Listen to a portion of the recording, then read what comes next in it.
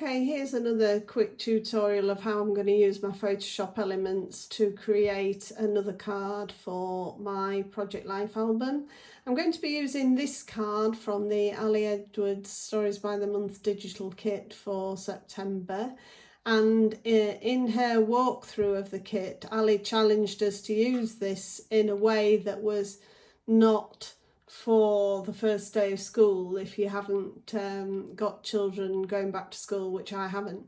So I'm going to use this in my September project to document the first day of our kitchen renovation, which started on the 2nd of September. So I've just pulled out this card digital version here, and then I'm going to go over here and I'm going to click on this rectangle tool, and I'm going to place it above this white square here and draw it exactly over there to create a template where to put my photograph. So it doesn't matter what colour it is because the photo is going to go there, it was just the size. So what I'm going to do now is, in the photo bin at the bottom here, I've already opened a photo of the skip arriving. And this is how it all started, and Sergio there, not very happy about Skip arriving. So I'm going to put this photo behind that square.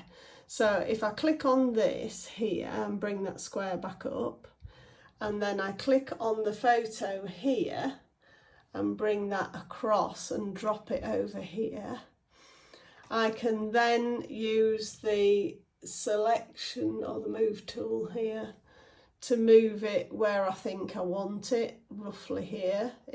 You can change that. And then I go over to the layers palette here and I right click on the photograph and I go down to create clipping mask, and it flips in to where I had that red square.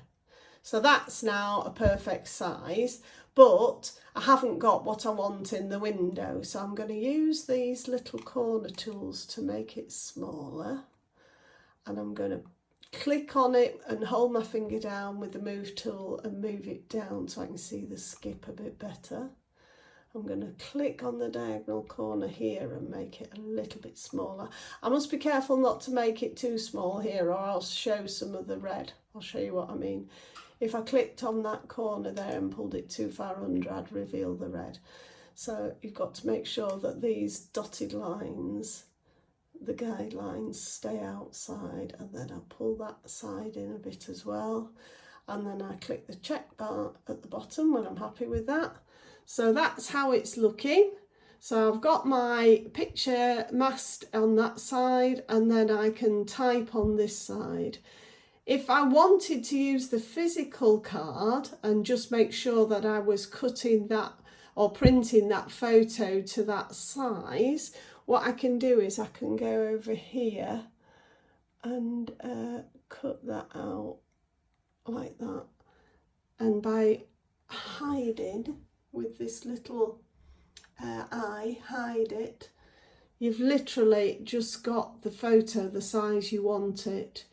And I could print that out and cut it out and stick it onto the actual card. But I know it'll be the right size because I've done all this in Photoshop Elements first. Hope that was useful. Thanks.